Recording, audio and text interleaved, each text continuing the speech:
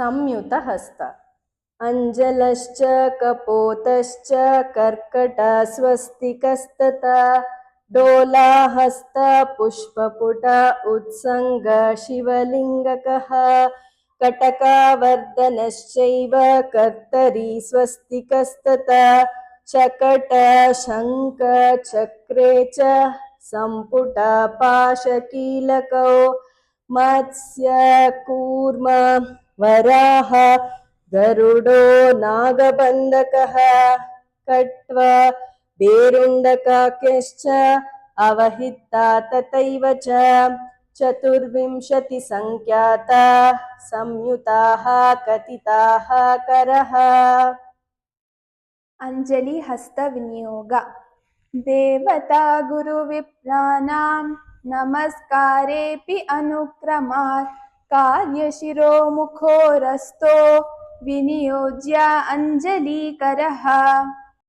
कपोतहस्त विनियोग प्रमाणे गुरु संभाषा विनियोगी कृतिष्पयम् कर्कटहस्त विनियोग समूह दर्शने तुंददर्शने शंखपूरणे अंगानामोटने शाको नमने च नियुज्यते।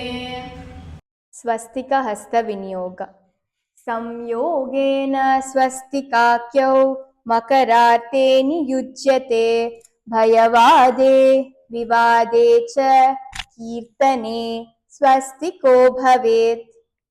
डोला हस्त विनियोग नाट्यारंभे प्रयोक्तव्ये इति नाट्यविदो विदुः पुष्पपुट हस्त विनियोग नीराजन विदौ वारी फलादिग्रहणे तथा संध्यायाम् अर्घ्यदाने च मंत्रपुष्पे नियुज्यते।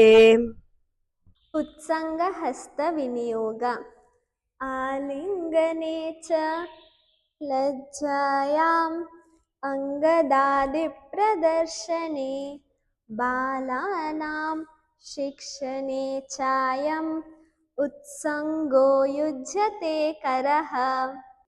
शिवलिंग हस्त विनियोग विनियोगस्तु तस्य वा शिवलिंग प्रदर्शने कटकावर्धन हस्त विनियोग पट्टाभिषेके पूजायां विवाहादिषु युज्यते।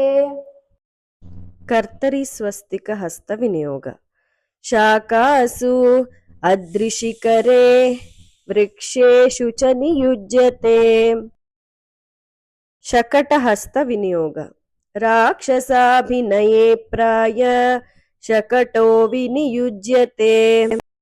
शंखहस्त विनियोग शंकादिषु प्रयोज्येयम् इत्साहु भरतादयः।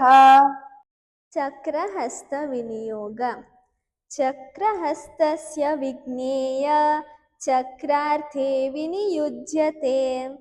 संपुटहस्त विनियोग वस्त्वाचारे संपुटे च करईरितः।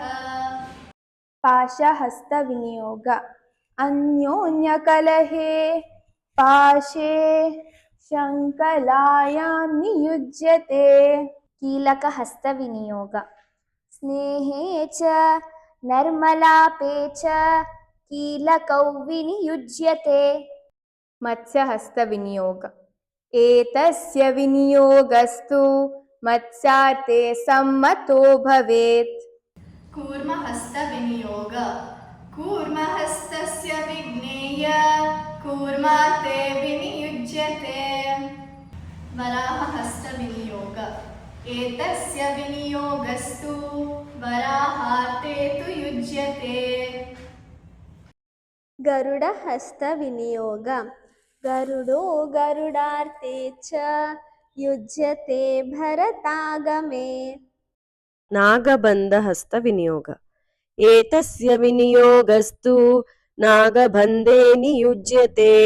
भुजंग दंपती भावे निकुचानां च दर्शने अथर्वणस्य मंत्रेषु योज्यो भरतकोविदैः खट्वहस्तविनियोग खट्वाहस्तो भवेदेशः खट्वादिषु नियुज्यते पेरुण्डहस्तविनियोग बेरुण्डोपक्षिदाम्पत्यो वेरुण्डकर ईरितः अवहृतहस्तविनियोग शृङ्गारनटने चैव लीलाकन्दुकधारणे कुचार्ते युज्यते सोऽयम् अवहृतकरविदः